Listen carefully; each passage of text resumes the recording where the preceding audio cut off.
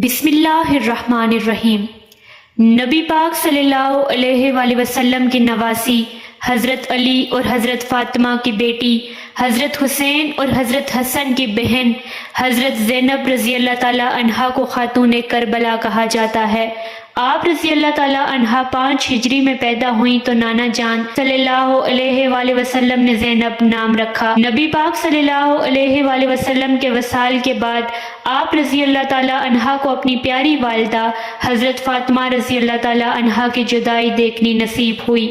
آپ کا نکاح حضرت جعفر طیار رضی اللہ تعالی عنہ کے صاحبزادے حضرت عبداللہ سے ہوا۔ آپ رضی اللہ تعالی عنہا عقل و دانش اور تدبر و حکمت کی مالک تھی۔ قرآن اور تفسیر پر مکمل عبور حاصل تھا۔ حضرت حسین رضی اللہ تعالی عنہ کی ہمراہی کے لیے اپنے خامد سے اجازت لے کر ساتھ گئی۔ آپ کے دونوں بیٹے اون رضی اللہ تعالی عنہ اور محمد رضی اللہ تعالی عنہ بھی ہمراہ تھے۔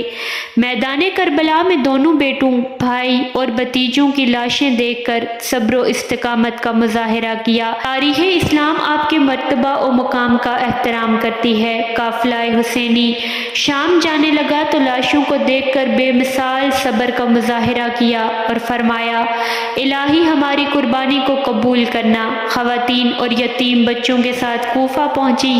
قافلے کو یزید کے دربار میں پیش کیا گیا تو بھی جابر حکمران کے سامنے حق گوئی کا مظاہرہ کیا۔ حضرت زینب رضی اللہ تعالی عنہا کا کردار مسلمان خواتین کے لیے نمونہ عمل ہے۔